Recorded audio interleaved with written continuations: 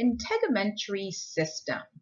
This chapter is going to talk about our hair, our nails, and our glands.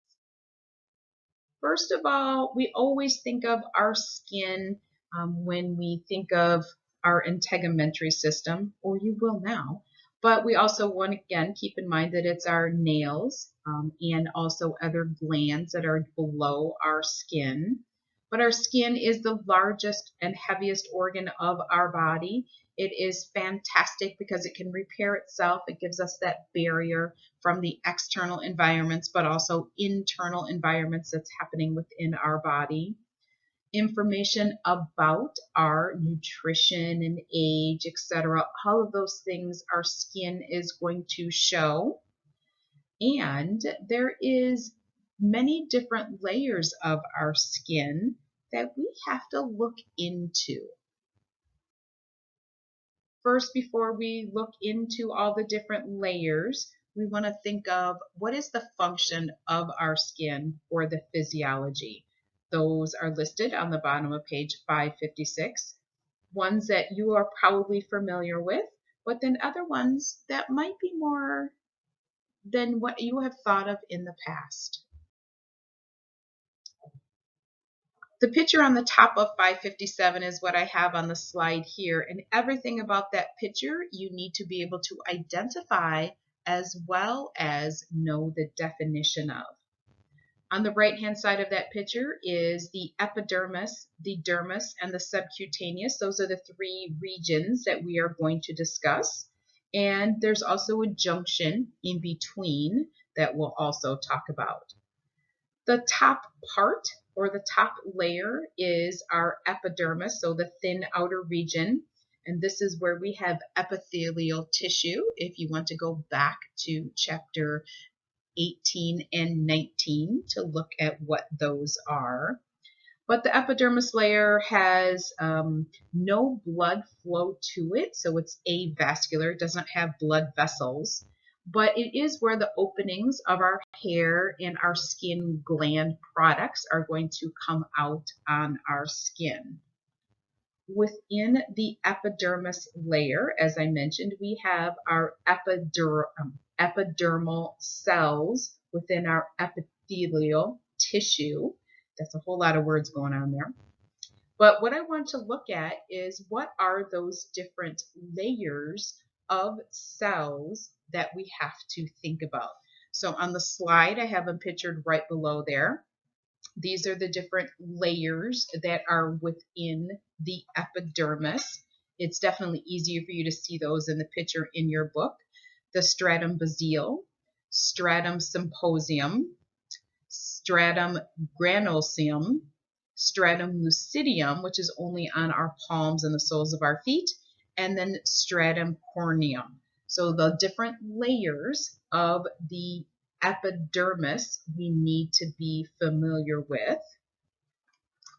Also, we have some terms on the bottom, or excuse me, on the left-hand side of 557, the melanin and the keratin that we need to be familiar with what those are, and those are within the layers of the epidermis.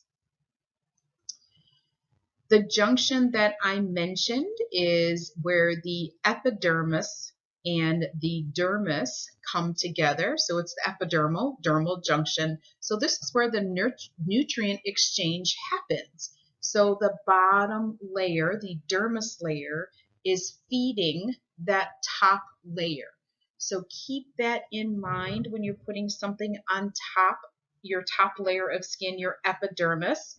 It may or may not get down to the next layer, so it's more important to what we have going on the inside that is going to rise up and be on that epidermis layer.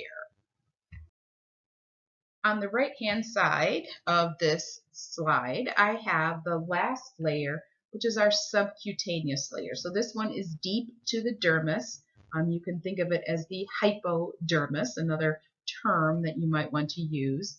But this is all of the underlying where the loose connective tissue the adipose tissue, the nerve receptors, the blood vessels, they're going down into this layer.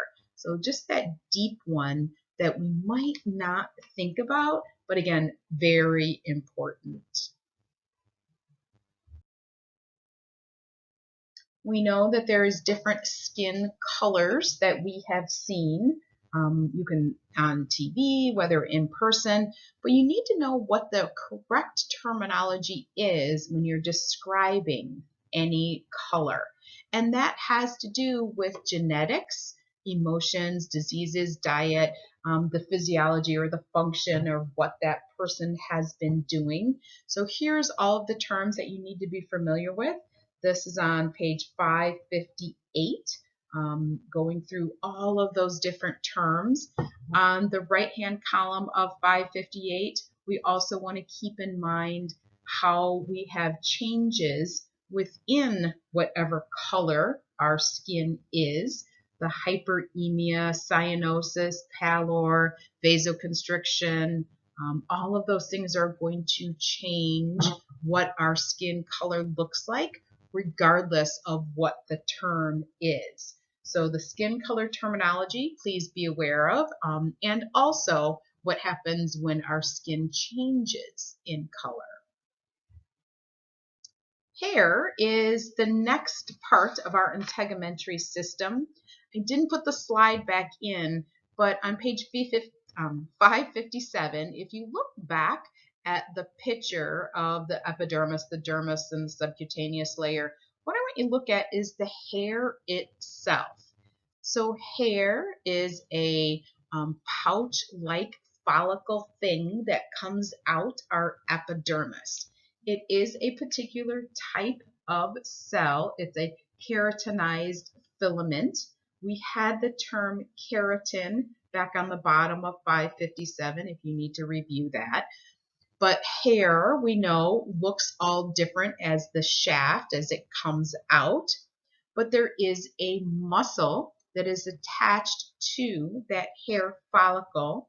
That's the erector pili muscle. So that's the muscle that makes our hair stand up, but it's the hair shaft that we see that is changing. So not a whole lot that you have to study about the hair. We know there's all different types of hair, just like there's all different types of skin color, all different types of hair, but you need to know what hair is, the function of it, which is on page 558 at the end of the first paragraph, and you need to know the name of the muscle that changes our hair itself, and then why that muscle might be engaged. Moving on to the third part of our anatomy of our integumentary system, our nails. So you can see in these pictures, which are on the bottom of 559, there's different areas that we need to define: the body, the root, the nail bed, the lateral nail fold, the cuticle, lunella, and the free edge. You need to know where all of those parts are and what they're for, but you also need to know that nails themselves are a compact keratinized cell. There's that keratin type of cell again. And the functions of what our nail is. But do keep in mind that we know that our nails can look different depending on their nutrition, age, perhaps a disease. So there's definitely things that affect nails the same way that affect hair, the same way that affect skin. Now we're going to talk about the glands. So back on that first page under the introduction of the anatomy, we were going to talk about the skin. We were going to talk about the hair. We were going to talk about nails. And then we have these other glands. So what are these glands that are coming out that epidermis layer? We probably are familiar that we have sweat glands. We also probably are familiar that we have oil glands. But of course, we need to learn the proper terms for these. So pseudophorus is our sweat gland. Sebaceous is our oil gland. The picture that I have here is what's on the top of 560. That definitely is a good visual for us to think of how and why we have each one of them, other than one's for oil and one's for sweat. I want you to further be aware of what each gland is for. It has an actual function or physiology. And then also under the pseudophorus, we have two different types. And you can see in the slide or in that picture that the eccrine is definitely shaped differently than the apocrine. But look at the difference of how squiggly, just what the differences are. That might help you understand why there is different types of sweat glands or pseudophorus glands, because we sweat differently in different places of our body. The other one that I have listed there at the very top is for our ceromeus, that is our earwax. So that also has a job, even though we might not think of that as a good gland, but that also has a job. I mentioned way back 10 minutes ago that under the physiology, one of the jobs of our integumentary system is to help with maintaining the temperature of our body. So that is the thermoregulation. This is on page 560, and the screen shows you that picture that's on the bottom of 560, how we know that we sweat and we can also shiver. So different ways that our body is trying to maintain its temperature. We have hypothermia, hyperthermia, probably terms you're familiar with, just how our skin part is changing depending on the temperature, whether our blood vessels are dilating or whether they're constricting. So be familiar with that term. Where this is coming from within our body is the hypothalamus. If you want to see where the hypothalamus is, it is pictured on page 579, so you could turn to that. But we're going to have an up close view in chapter 23 and 24 of the hypothalamus, and then keep in mind that that is also part of regulating the temperature of our body. We talked about with our skin on that epidermis layer that it gives us different sensations.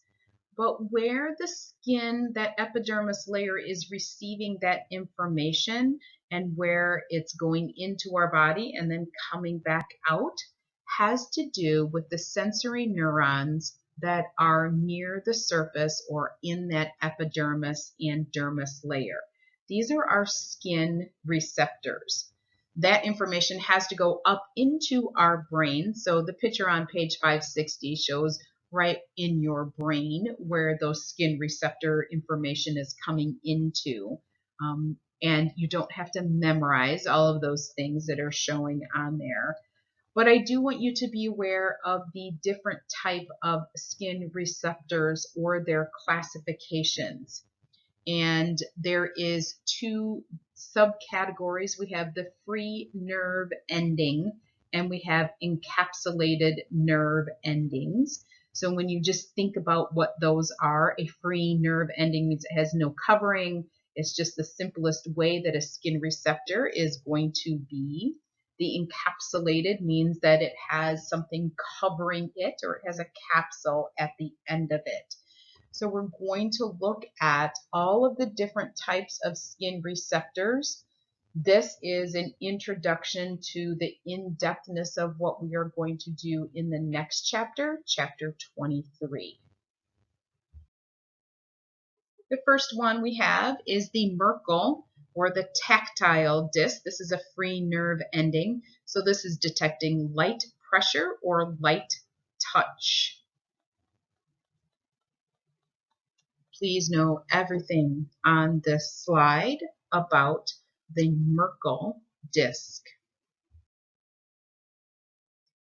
Next, we have the nociceptor. This is a free nerve ending. This is the one that we think of as pain receptor. There is no actual pain receptor. There is the nociceptor. So this is just when there is tissue damage or potential tissue damage from a change in temperature. from mechanical forces or chemicals. So the largest concentration of nociceptors is on our epidermis layer, but they're also located inside our body. Again, please know everything about the nociceptors that we have. The hair root plexus is a free nerve ending, so this is our hair follicle. So just how the movement and why that movement is happening within our hair. The Meissner or tactile corpuscle is an encapsulated, this is the first of our encapsulated, so this is located in the dermis beneath the epidermal and dermal junction. So this is what we have in our fingertips, our eyelids, on our lips. So it's a different type of receptor. This is going to be detecting light pressure or light touch and those textural sensations. Might have a little bit of vibration that it's able to detect as well. The Kraus Corpuscle is up next. So this is encapsulated, so it's getting deeper pressure, also cold or colder type temperature, and also textural sensations. The Ruffini is also encapsulated, so this is in the dermis layer. So this is when we have a super amount of heavy pressure that's on our skin. Maybe something's tight or you have a weighted blanket. It's going to adapt a little bit slower.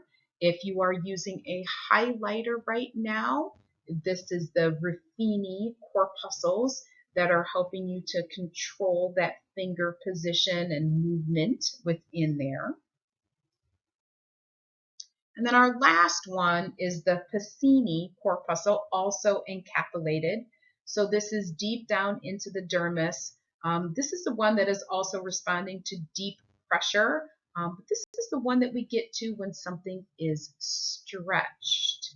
So this responds only when it's first applied. So if somebody was to really pull on your arm, perhaps you could then relax after the initial struggle of, oh, wow, they grabbed my arm. So it's the Pacini corpuscle encapsulated that is helping us with that.